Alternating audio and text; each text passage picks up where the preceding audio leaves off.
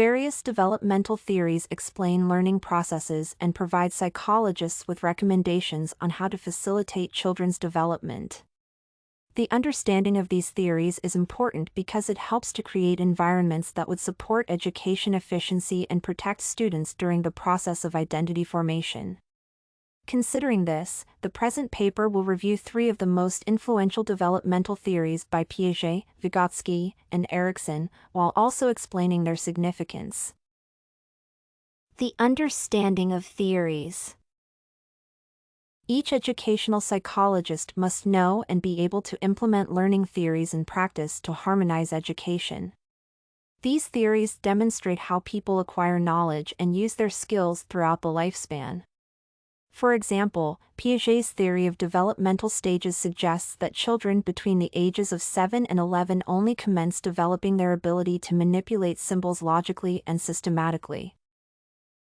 With this in mind, an educator will develop a course by learners' developmental levels. For elementary students whose abstract thinking abilities are still limited, teachers will provide various visual aids.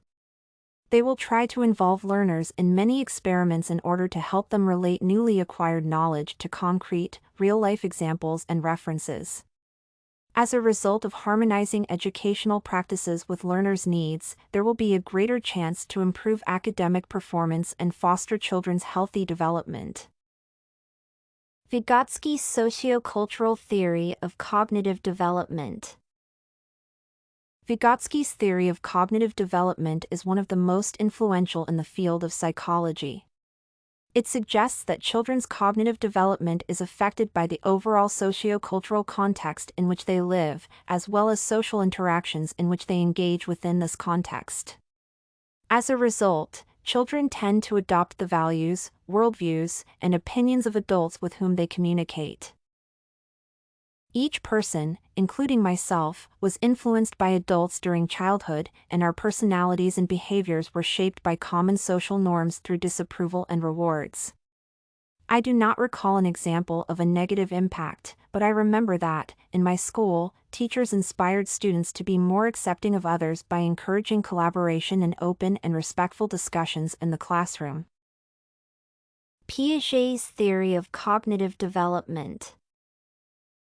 In contrast to Vygotsky's theory that stresses the importance of social impacts on children's development, Piaget's theory suggests that cognitive development is universal and defined by physiological factors. At the same time, Piaget also noted that the way a child interacts with and explores the environment contributes to his or her development.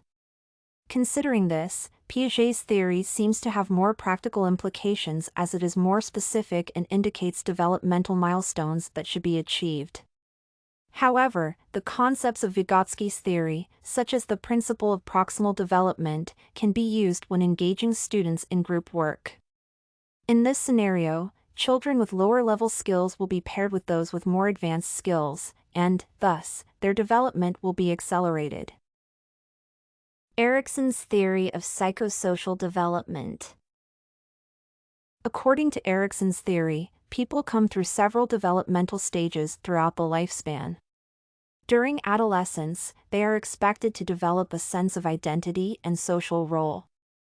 The problem is that children are not encouraged to think about their identities and social roles early enough and are not educated on how to do that. As a result, many high school graduates make opportunistic choices of their future professions or even decide not to study anything at the college level because of the lack of interest in any field. To promote identity development in adolescence, parents and educators should encourage them to engage in active exploration of their multicultural heritage, as well as various social role alternatives.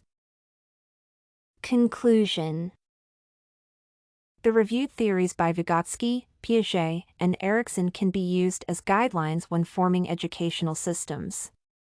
They all suggest that learning is an internal process that can be fostered through the stimulation of thinking, comprehension, and systematization of knowledge. By getting familiar with the major theoretical concepts, psychologists or educators can use their instructional skills more efficiently when working with students in distinct learning situations. Study Corgi can help you make your studies smarter. Visit studycorgi.com for more samples like this, study tips, and writing tools.